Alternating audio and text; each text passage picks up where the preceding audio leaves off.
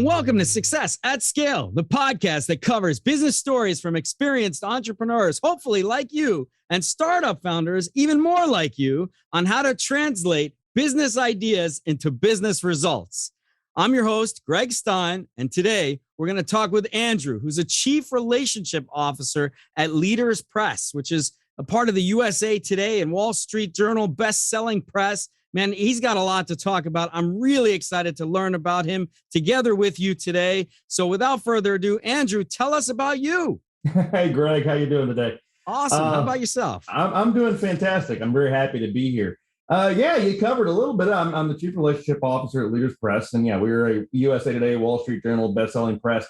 And we are very heavily facing people like your audience. We're looking at CEOs, entrepreneurs, they come to us and they need a book. It's usually a book to either help them grow their business, scale, to replace their business card, to replace their funnel, to do all of it. And what we do is provide them an opportunity to come to us, have our expertise, and turn that book idea into a bestseller in about 10 months.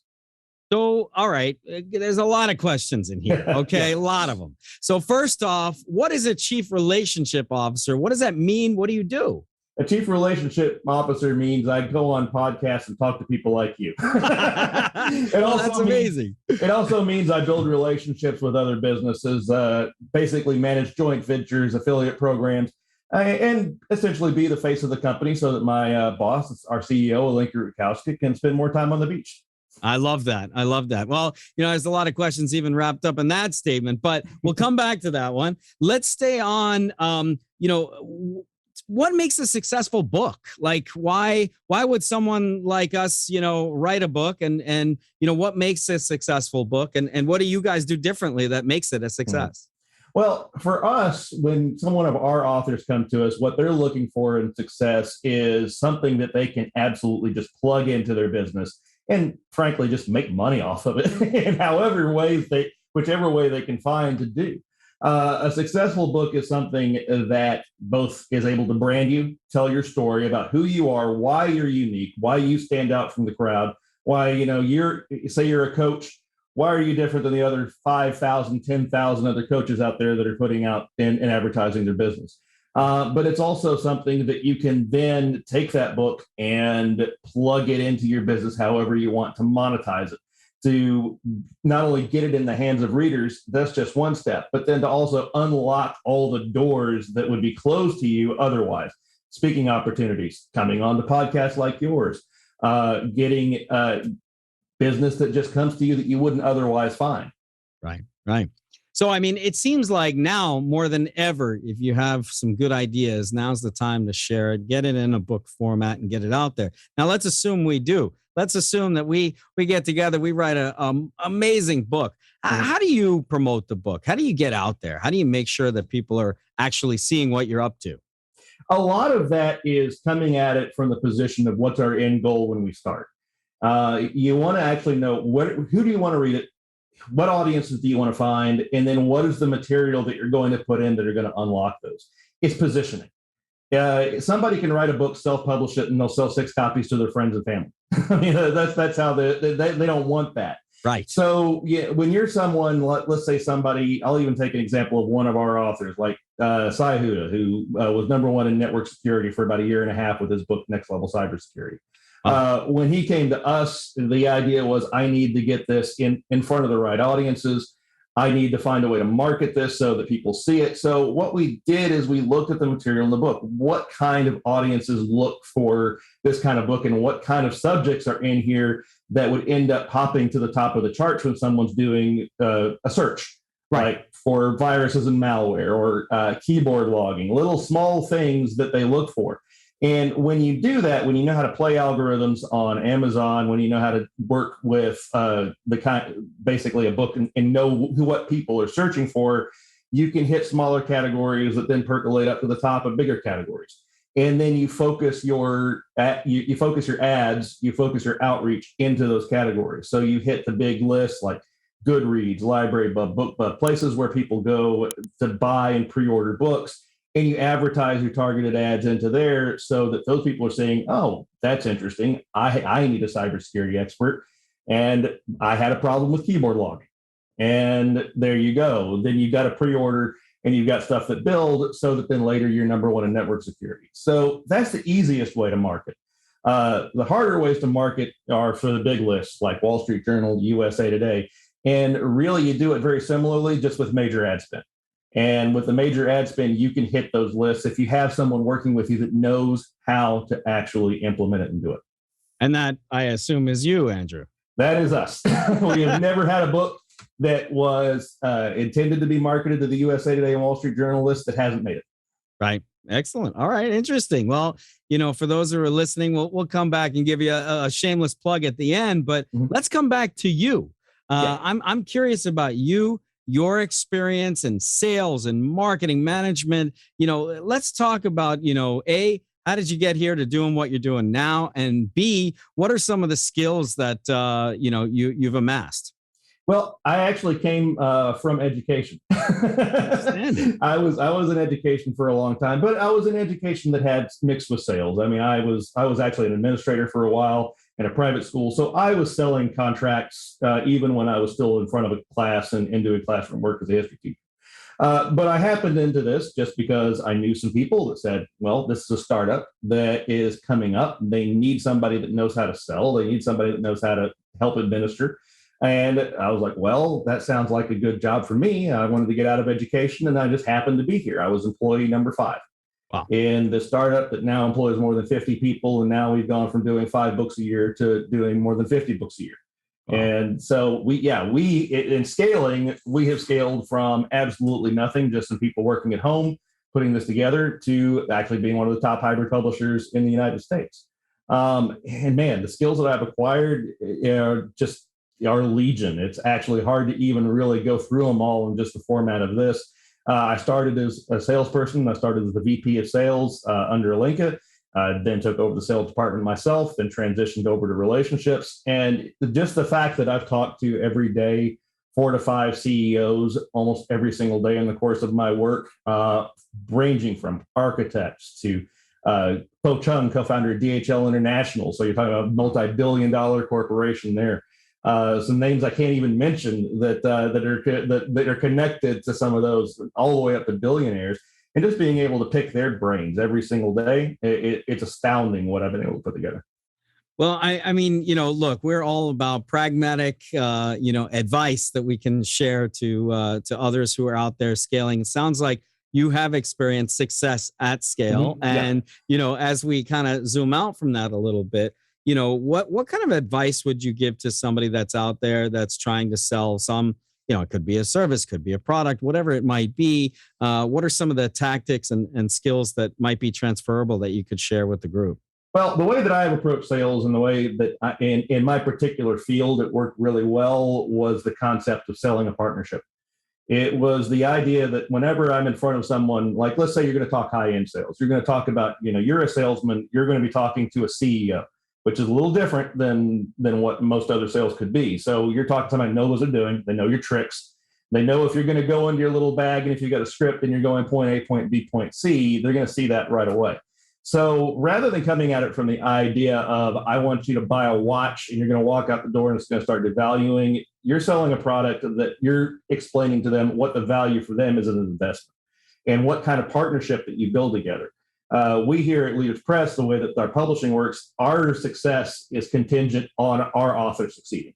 So approaching it from the direction of them understanding that this is a symbiotic and reciprocal relationship, and you're talking about it almost like a joint venture, is a really good way to get in the door with someone that you are trying to sell that's on these kind of high level, big ticket, you're talking 45,000 to 250,000, which is what I was selling product. That's something that you need to build a stronger rapport on than just, hey, here's the car. Here's what it does. Right. It's really nice. You want to grab it. Yeah.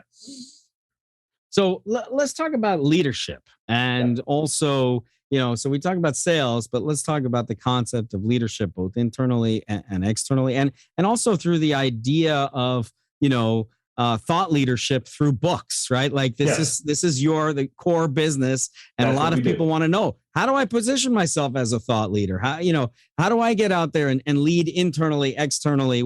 let's just stay on that for a minute. We approached it from the very beginning from the idea that leadership and mentorship are in the same boat.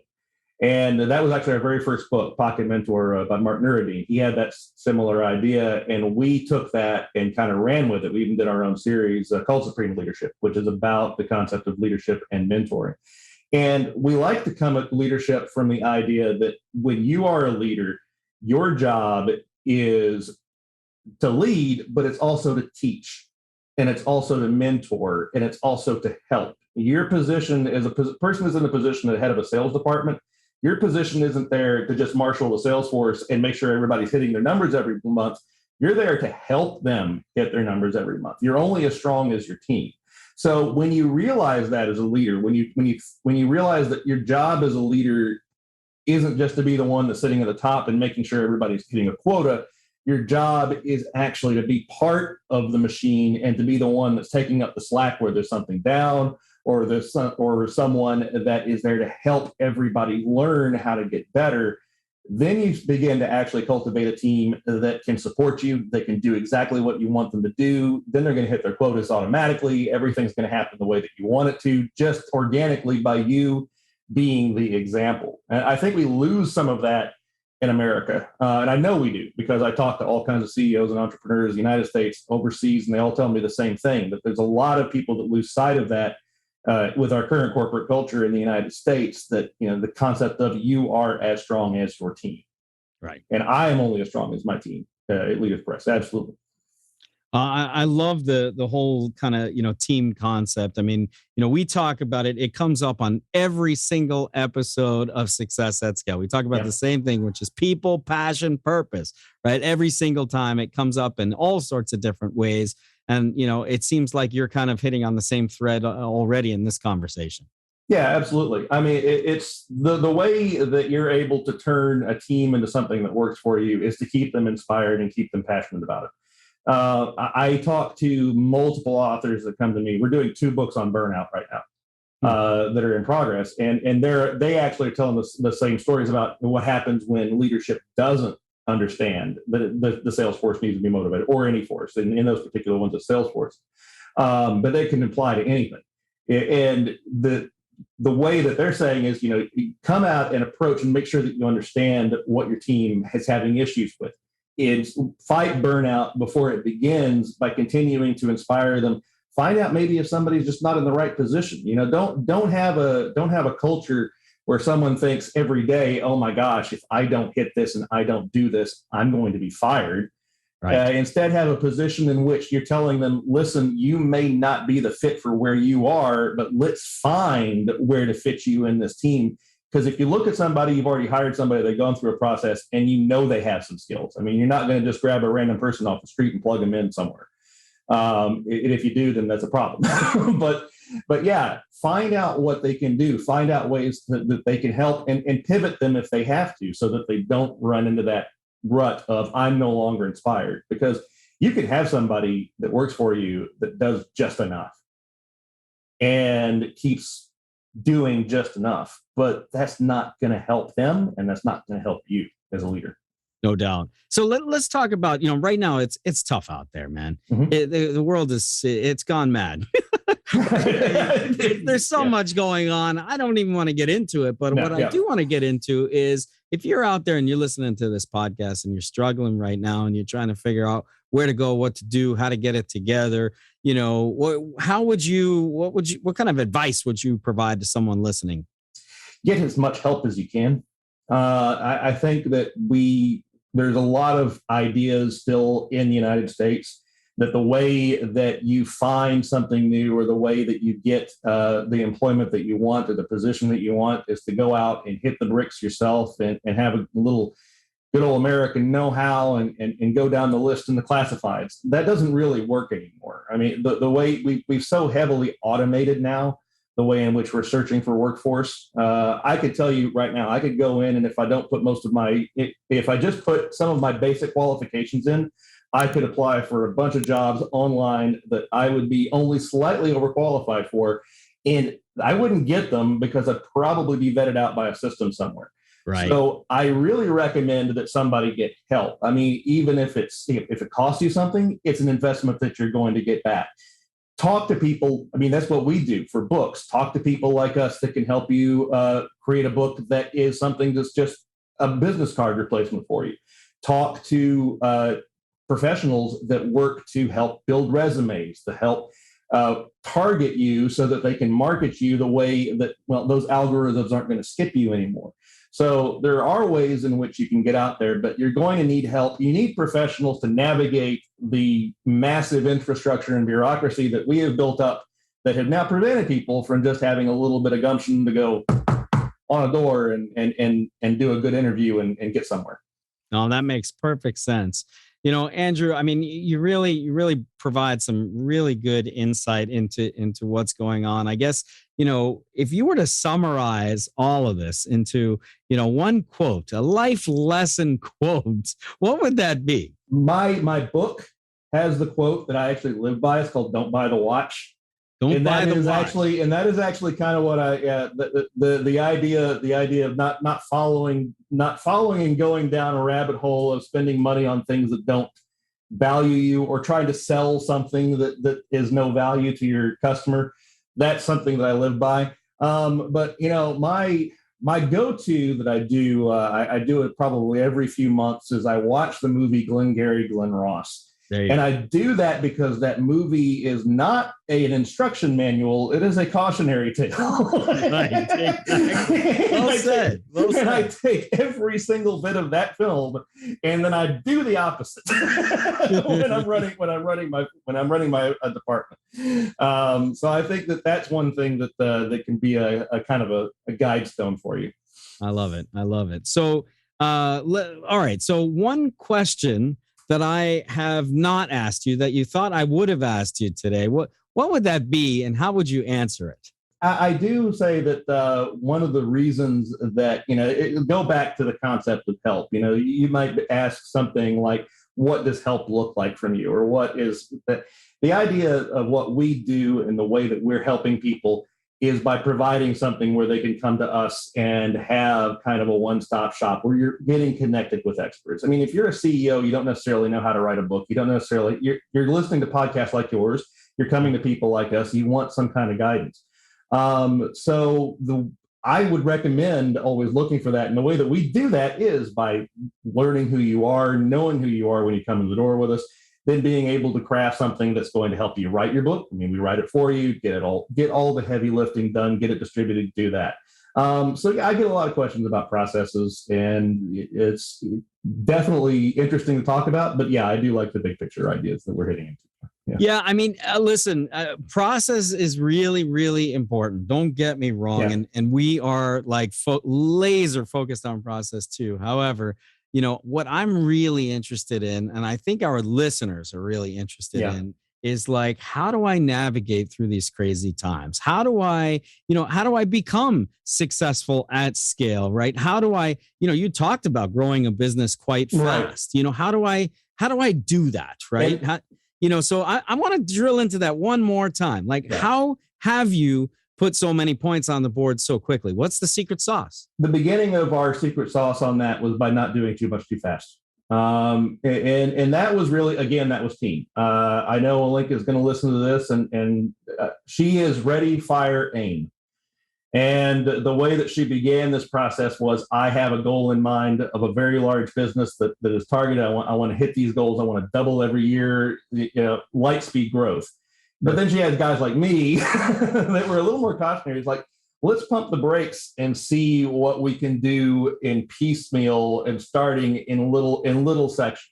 Yes. We had the infrastructure at the very beginning to do more than 2 or 3 books a month. Sure. When we started out, but we didn't do more than that.